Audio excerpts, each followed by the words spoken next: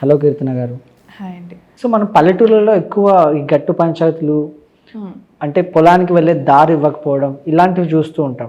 ఇలాంటి సివిల్ కేసెస్లో కూడా సమ్ టైమ్స్ పోలీసులు ఎంటర్ అవుతారు, సమ్ టైమ్స్ వీళ్ళు కోర్టును అప్రోచ్ అవుతారు. బేసిక్గా ఎలా ఉంటుందంటే పాత రోజుల్లో వీళ్ళకి ఎలాంటి అగ్రిమెంట్స్ అట్లాంటివి ఏమి ఉండవు కాబట్టి వీళ్ళు ఏదో ఓరల్గా చెప్పేసి మాట మీద ఎక్కువ మాటకి వాల్యూ ఇచ్చేవాళ్ళు కాబట్టి దారి వదలడం కానీ ఇలాంటివి అవుతూ ఉంటాయి. కొన్ని ఇయర్స్ తర్వాత ఒక 20 years 25 years 30 years తర్వాత ఆ జనరేషన్ చేంజ్ అయిపోయిన తర్వాత వీడేమంటాడు, అరే నా డాక్యుమెంట్లో ఇదంతా ఉంది, నేను ఎందుకు నీకు దారి ఇవ్వాలి అంటూ ఉంటారు.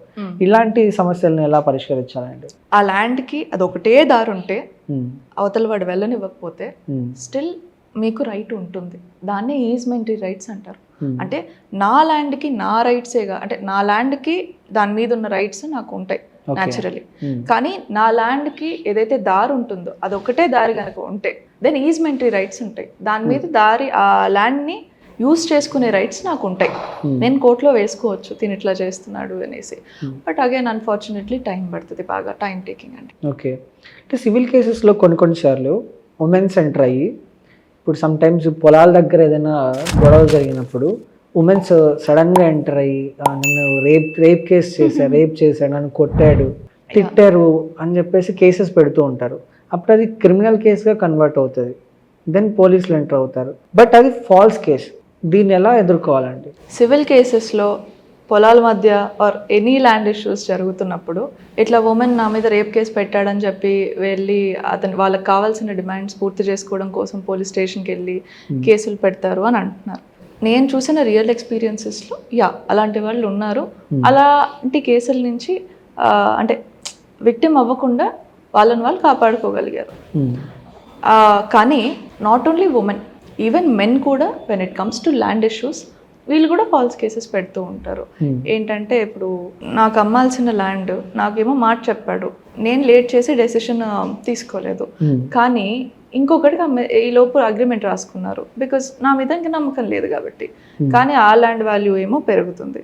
ఇప్పుడు నేను ఇతని మీద కక్ష తీర్చుకోవడం కోసం, ఆ ల్యాండ్ ఎలా అయినా దక్కించుకోవడం కోసం ఏం చేస్తాను, వెళ్ళి ఒక క్రిమినల్ కేసు పెడతాను, ఒక ఫేక్ అగ్రిమెంట్ అనేది తయారు చేస్తాను. అంటే ఇలాంటివి కూడా కేసెస్ ఉంటాయి. ఇలా ఫాల్స్ కేసు కూడా తయారవుతుంది. నాట్ ఓన్లీ ఉమెన్, సిస్టంలో లూప్ హోల్స్ ఉన్నప్పుడు ఎవ్రీ వన్ ఈజ్ యూజింగ్. అంటే ప్రతి దానికి అది ఎంత ట్రూ కేసు అయినా కూడా ప్రతి దానికి చిన్న లూప్ హోల్ ఉంటుంది. మీకు అడ్వకేట్స్కి బాగా తెలిసి ఉంటుంది అది. సో ఆపోజిట్ అడ్వకేట్ ఎవరైతే ఉన్నారో బేసిక్గా న్యాయం వైపు ఎందుకు చూడరు అనే ఒక క్వశ్చన్ మార్క్ వస్తుంది. అక్కడ అన్యాయం ఉన్నా కూడా still they will take the case and they deal with that. అది వై అనే ఒక క్వశ్చన్ మార్క్ వస్తుంది. ఎందుకు అంటే మీరు అడిగేది ఒక కేసులో న్యాయం ఇలానే జరుగుతుంది అని తెలిసినా ఎందుకని అడ్వకేట్స్ అన్యాయం వైపు ఉంటారు అని, అంతే కదా? ఒకటండి, న్యాయమా అన్యాయమా అని డిసైడ్ చేసి శిక్ష వేయడమా కాంపెన్సేషన్ ఇవ్వడమా ఇవి డిసైడ్ చేయాల్సింది ఎవరు? జడ్జ్. అడ్వకేట్ జాబ్ ఏంటి? ఆ కేసులో వాళ్ళ తరపు ఏమున్నాయి ఆర్గ్యుమెంట్స్ అవి తీసి జడ్జ్ దగ్గర పెట్టడం. వీళ్ళకి ఏమన్నా బయటికి వచ్చే అవకాశాలు ఉన్నాయా అవి తీసి జడ్జ్ దగ్గర ఆర్గ్యూ చేయడం. సింపుల్, ఇదే కదా జాబ్. ఇద్దరు అడ్వకేట్స్ రెండు వైపులా ఆ పనే చేస్తారు. లాస్ట్కి డిసైడ్ అవ్వాల్సింది జడ్జ్. సరే నేను అన్యాయం వైపు నిలబడ్డాను, లూప్ హోల్స్ యూజ్ చేస్తున్నాను అని మీరు అంటారు. అది నిజంగా జరిగిందా, నిజంగా అన్యాయం జరుగుతుందా మీకు తెలుసా? తెలీదు. కోర్టుకు తెలుసా? తెలీదు. నేను చెప్తే గానీ కోర్టు కన్సిడర్ కూడా చేయలేదు కదా. సో అది డిసైడ్ చేసే జాబ్ అనేది లాయర్స్ కాదు. కానీ ఈ ప్రొఫెషన్లో ఉన్నారు కాబట్టి అండ్ ఒక మనిషికి విలువలు అనేది ఉండాలి కాబట్టి సమ్వేర్ అందరికీ కూడా న్యాయం జరిగే అప్రోచ్లో ఒక కేసుని సింపుల్ ఫామ్లో తీసుకెళ్తే చాలా బాగుంటుంది. ఎందుకంటే అడ్వకేట్స్గా పవర్ ఉన్నప్పుడు కొంచెం హ్యూమానిటీతో పనిచేస్తే బాగుంటుంది. అలా అని క్రిమినల్స్కి అసలు లాయర్గా ఉండకూడదు అని అంటే ఎలా? ఎందుకంటే ఒక క్రిమినల్ సైడ్ వినిన తర్వాత, అంటే ఒక అక్యూజ్డ్ అంటారు వాళ్ళని, అక్యూజ్ సైడ్ విన్న తర్వాతే వాళ్ళు పనిష్మెంట్ వేయొచ్చు. ఎవ్వరు అతని తరపున ఆర్గ్యుమెంట్కి కూడా రాకపోతే ఇంకా వినరు. ఆ ప్రొసీజర్ అలానే ఉండిపోతుంది. రానంత వరకు అతనికి శిక్ష పడదు కదా. అతనికి శిక్ష వేయాలన్నా కూడా ఒక అడ్వకేట్ అతని తరపున ఉండి వాదించాలి, అతనివి చెప్పాలి. లాలో అతనికి ఇచ్చే అవకాశాలు ఇచ్చిన తర్వాత శిక్ష వేయాలి. అది ప్రొసీజర్. సో ఈ ప్రొసీజర్ కూడా సరే ఇప్పుడు ఈ ప్రొసీజర్ లేదని అనుకుందాం, లాయర్ ఉండరు కదా అప్పుడు అతను నిజంగానే మీరు అన్నారు ఇందాక ఫాల్స్ కేసులు పెడుతున్నారని, అలాంటి ఒక బాధితుడే అయితే అతనికి లాయరు ఉండట్లేదు. అప్పుడు ఏంటి పరిస్థితి? అలాంటి పరిస్థితుల కోసమే ఈ ప్రొసీజర్ అనేది ఉంది. లాయర్స్ కూడా అందుకనే వాళ్ళ సైడ్ కూడా ఏమున్నాయని కోర్టు దగ్గర తీసుకెళ్ళాలి. ఓకే. సో న్యాయం అన్యాయం లేదు ఇక్కడ. జాబ్ ఏంటి, ప్రొసీజర్ ఏంటి, ఈ ప్రొసీజర్ జస్టిస్ కోసం కనిపెట్టారు, వెళ్ళనివ్వండి ప్రాసెస్. ప్రొసీజర్ గురించి మనం మాట్లాడుకుంటే చట్టాలు బుక్కుల్లో ఉన్నంతలా ప్రాక్టికల్లో ఉండవు. ప్రాక్టికల్కి వచ్చేసరికి మనం బుక్లో చదువుకునేది ఒకటి ఉంటుంది, ప్రాక్టికల్గా జరిగేది ఒకటి ఉంటుంది. ఈ ప్రాక్టికల్కి బుక్లో ఉన్న లాకి ఏం డిఫరెన్స్ ఉంటుందండి? ఇప్పుడు అన్నీ చెప్పాలంటే చాలా ఉన్నాయి, బట్ కొన్ని పెక్యులియర్గా చెప్తాను. లోవర్ కోర్ట్ అండ్ హైకోర్ట్ రెండిట్లో. ఇప్పుడు డిస్ట్రిక్ట్ కోర్ట్స్లో వీటిల్లో మనం ఏం చదువుతాం, ఇలాగా ఫస్ట్ ఇట్లా కేసు పెడతారు, ఛార్జ్ షీట్ ఫైల్ చేస్తారు, తర్వాత అక్యూజ్డ్ నించుంటాడు, తర్వాత అతని మీద మన కోర్ట్ మూవీలో లాగా శిక్ష ప్రూవ్ అవుతుంది, తర్వాత బయటకు వస్తాడు, ఇంకా అతను సేవ్ అయిపోయాడు అక్యూజ్డ్, తన మీద నిందపడింది అనుకుంటాం. ఇదేంటి మనం బుక్లో చదివే ప్రొసీజర్. రియాలిటీకి వద్దాం. కోర్టులో ఎప్పుడైనా స్టెనోగ్రాఫర్ అబ్సెంట్ అయినా, జడ్జ్ అబ్సెంట్ అయినా, ఒక్కోసారి జడ్జి ట్రాన్స్ఫర్లో ఉన్నాడని ఇలాగ వాయిదాలు పడుతూ ఉంటాయి ఇలాంటి రీజన్స్ కోసం. ఒక్కోసారి జడ్జ్ ట్రాన్స్ఫర్లో ఉన్నారని 1 year ఆ కోర్టులో ఏమి ఉండవు, ఏం జరగదు process, unless and until it is very urgent. Normal కేసెస్లో అయితే 1 year ఈ రీజన్ కోసం ఆగుతుంది ప్రాసెస్. ఇదే స్టెప్ చూపిస్తుంది ప్రతి వాయిదాకి. ఇప్పుడు ఈ పర్సన్ 1 year ఏం చేయాలి అన్యాయం ఫేస్ చేస్తూ? ఇప్పుడు డివోర్స్లో కూడా చాలామంది విక్టిమ్స్ ఉంటారు, మళ్ళీ అమ్మాయి అయినా అబ్బాయి అయినా మళ్ళీ ఆ ట్రామా అంతా వాళ్ళు గుర్తు చేయడం వాళ్ళకి నచ్చదు, గుర్తు చేసుకోవడం. ఇప్పుడు ఆ ఇయర్ అంతా ఏం చేయాలి వీళ్ళు కదా. సో ఇలాంటి సిల్లీ రీజన్స్ వల్ల వాయిదాలు పట్టడం, పెండెన్సీ ఉండడం, ఇదంతా ఉంది. బట్ స్టిల్ హోప్ కూడా ఉంది. ఏంటంటే if your lawyer is intelligent enough or if he's concerned about you enough అనుకుంటే కొన్ని త్వరగా కూడా ఎట్లా రావచ్చు, ఇలాంటి పెండెన్సీలో కూడా మరీ అంత ఫాస్ట్గా కాకపోయినా ఎలా చేయొచ్చు, ఏం చేయొచ్చు అనేది కూడా చెప్తారు. And let us go to high court now. హైకోర్టులో లోవర్ కోర్ట్ కంటే ప్రొసీజర్ చాలా సింపుల్గా ఉంటుంది. అండ్ ఒకరు చెప్తారు అంటే అంత సబ్జెక్ట్ మీద చెప్తుంది, ఏ సబ్జెక్ట్ మీద వెళ్తుంది అంత హైకోర్టులో. ఒకరు పర్సన్ వచ్చేసి బోన్లో నిలబడి అన్ని సాక్ష్యాధారాలన్నీ ప్రూవ్ అయ్యి తర్వాత శిక్ష పడ్డాలి ఇలాంటివి ఏమి ఉండవు. ప్రొసీజర్ మీద, రికార్డ్ మీద వెళ్తుంది, ఏం జరుగుతుంది, లా ఏంటి, ఏం చేయాలి అని. సరే సింపుల్గా ఉంది కదా, ఇక్కడ అయిపోద్దిలే అని మనం ప్రొసీజర్లో అనుకోండి. ఇంకా రియాలిటీకి వద్దాం. ఏం జరుగుతుంది, ఒక్కొక్క కేసులో అవతల సైడ్ వాళ్ళు కౌంటర్ అంటారు, వాళ్ళు వేయాల్సి ఉంటుంది మన కేసుకి. మనం ఏదైనా కేసు ఫైల్ చేస్తే న్యాచురలీ వాళ్ళు గవర్నమెంట్ సైడ్ ఉంటారు హైకోర్టులో. వాళ్ళ కౌంటర్ వేయడానికి చాలా టైం పడుతుంది. ఓకే. ప్రతిసారి వాయిదా కౌంటర్ అని చెప్పి టైం తీసుకుంటారు.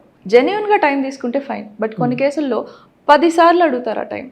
అది జెన్యున్ కాదు కదా, it doesn't feel good. So దీని మీద వాయిదాలు పడి లేట్ అయిపోతుంది. సో రియాలిటీస్ కొంచెం ఇలా ఉన్నా స్టిల్ హోప్ కూడా ఉంది. ఏంటంటే కొన్ని కేసెస్, నేను ఇందాక కేసు చెప్పాను, అక్కడ నేను ఆర్గ్యూ చేసిన 1 dayలో కేసు తేలిపోయింది. కొన్ని ఇలాంటి కేసెస్ కూడా ఉన్నాయి. సో ఇవి ఉన్నాయి కదా, రియాలిటీ వేస్ట్ కదా అని చెప్పి నేను వెళ్ళి నా న్యాయం కోసం ఫైట్ చేయనంటే కాదు. ముందు నువ్వు తెలుసుకో నీది ఎలాంటి కేసు అని.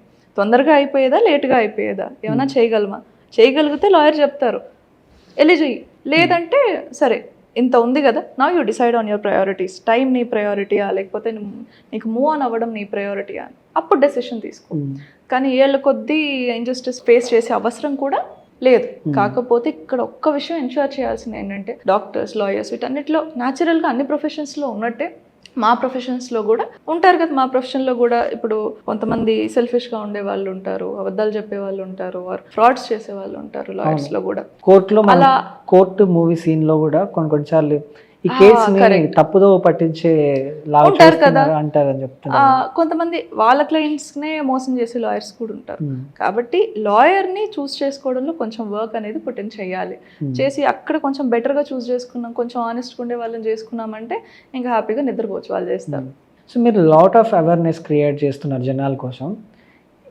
మీరు ఏదైతే చేసే ఈ క్రమంలో మీకు ఎలాంటి సమస్యలు ఎదుర్కొంటున్నారు మేడం? సమస్యలు అంటే నేను సమస్యలుగా చూడట్లేదు కాబట్టి పర్వాలేదు, కానీ ఎంత నెగిటివిటీ ఉందంటే బేసిక్ విషయాలు, మన కేస్ స్టేటస్ అనేది ఎలా తెలుసుకోవచ్చు ఆన్లైన్లో.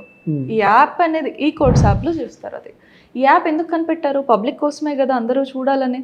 చాలా మందికి తెలియదు ఇది. ఇంత బేసిక్ కూడా చెప్పాల్సి వస్తుంది. సరే ఫైన్, తెలియదు కదా జనాలు, కానీ నేను వీడియో చేస్తే దానికి బార్ కౌన్సిల్లో కంప్లైంట్ ఇవ్వండి వీడి మీద, you stop making these videos అని చెప్పి లాయర్సే పెడతారు ఇలాగా అగేన్స్ట్ మీ. నాకు పర్సనల్గా వచ్చి చేస్తారు, అసలు ఎందుకు పెడుతున్నావు ఇలాంటి వీడియోస్, ఆపేసేయి అని చెప్పేసి. నేను ఆన్సర్ ఇవ్వకముందే వెళ్ళి నాకు సపోర్ట్ చేసే వాళ్ళు పెడతారు, నీకేంట్రా నష్టం అని చెప్పేసి. కానీ సరే బార్ కౌన్సిల్లో కంప్లైంట్ పెడతారని నాకు తెలియదా ఏం చేయాలో నా కేసులో. పైగా ఒక lawyer duty under bar council rules legal awareness అనేది స్ప్రెడ్ చేయాలని. ఎంతమంది చేస్తున్నారో తెలియదు, కానీ నా డ్యూటీగా నేను చేస్తున్నాను. వెళ్ళి బార్ కౌన్సిల్ చిట్టులు పెట్టి పాస్ అయ్యాడా లేకపోతే చదువుకొని పాస్ అయ్యాడా నన్ను ఇలా క్వశ్చన్ చేయడానికి?